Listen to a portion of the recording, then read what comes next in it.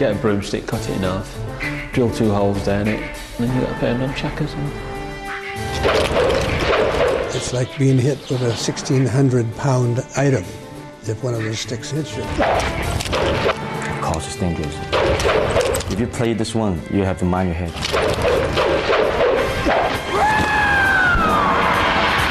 In 1973, martial arts master Bruce Lee burst onto cinema screens across the world, flailing a pair of deadly nunchuckers.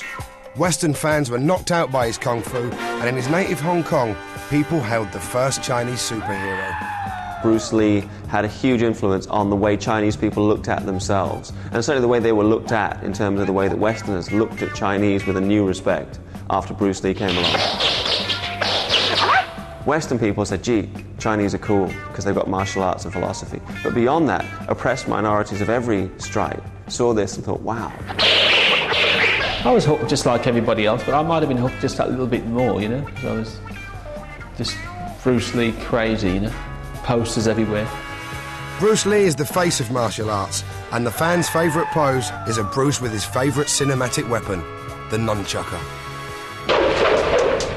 Well, the nunchuckers have been derived from an implement used for threshing rice, and I think it's fair to say that there was a parallel evolution of the weapon in Okinawa and also in the Philippines. And I think that Bruce Lee was more influenced by the Filipino aspect through his involvement with one of his students, who was called Dan Inosanto.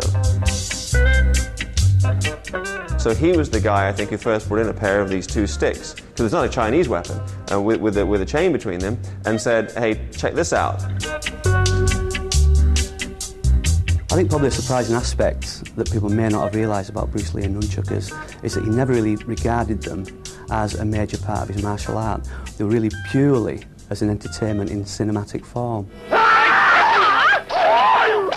Kung Fu. Kung Fu. A pair of Bruce Lee's nunchuckers are now on display in a Hong Kong cafe run by this man. John Ben played the big boss in Bruce's favourite film, The Way of the Dragon. These are the original nunchakus that were donated by a stuntman named Anthony Carpio, and Bruce used these in Way of the Dragon, and they hit a few people.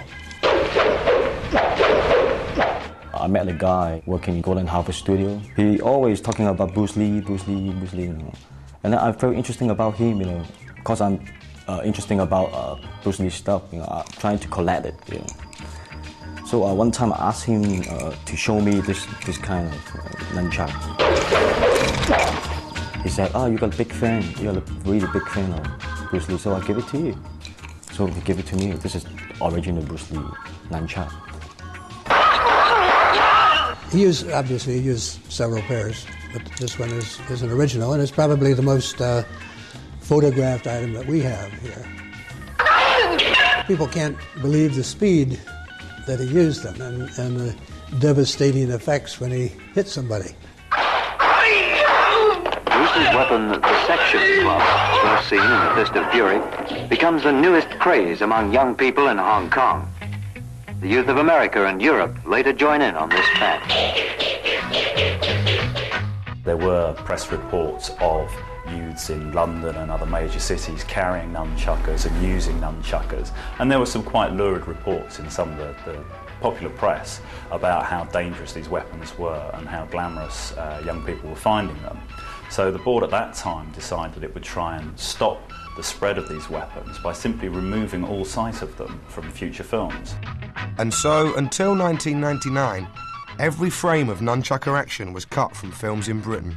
For instance, in the second Teenage Mutant Ninja Turtles film, in which not only were nunchuckers removed, but also use of a string of sausages as nunchuckers was removed.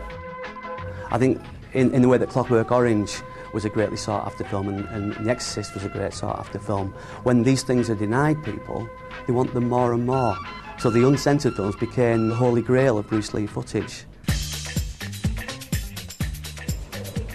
During the ban, British fans gathered together to watch uncut films, buy memorabilia, and talk about how inspiring they find their idol. I've always been a fanatical fan of Bruce Lee. Seeing somebody so small with so much power and unbelievable martial arts skills. So I decided, yeah, I'm going to do a carving of this man because he's a legend. When you see Bruce Lee standing with those nunchuckers, it looks amazing. And not only that, I didn't think I could do it.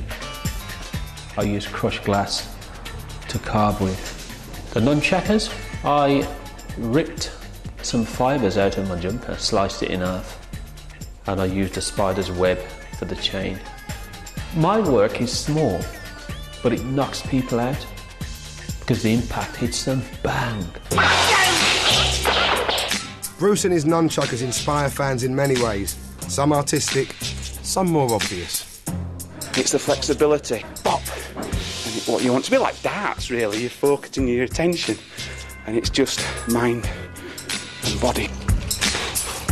When it comes to a nunchaku scene with Bruce Lee, turn the sound off, because the sound does it a lot better. I mean, when you actually hit something, you don't get a socket sort of thing for just one move. So to actually get the techniques that you can see is turn the sound off, and you can actually see it as it is.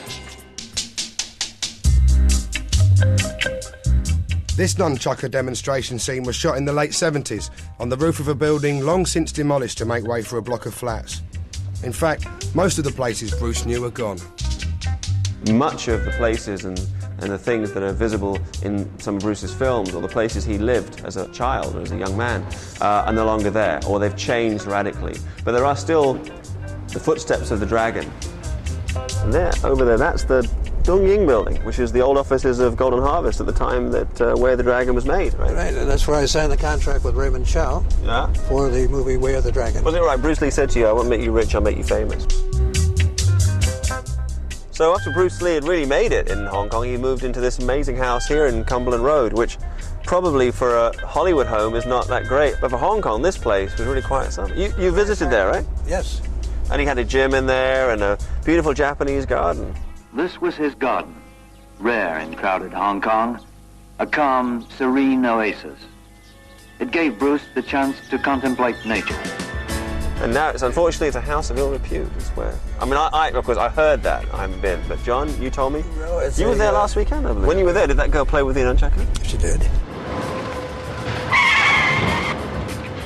You know, you can barely recognise the place now, can you? Totally different. It's like, this is where you were shooting before with Bruce, right? I remember the Studio A was up there for Way of the Dragon. I was up there, up on the right, yeah. So how do you feel, John, when you see this place being knocked down like this? Well, it's very sad because this was a place that Bruce spent a lot of time. We all spent a lot of time there. It's typical of Hong Kong progress, and they won't even put a plaque up. The Hong Kong authorities may choose to ignore the memory of their most famous export, but Bruce Lee will be remembered the world over as the man who brought us the nunchucker. I think before Bruce Lee came along, if a kid was walking along the street and he saw two bits of stick with a chain between them, people were like, what the hell is that? After Bruce Lee, every kid knew when you see two sticks with a chain, what you do, you pick them up and you go...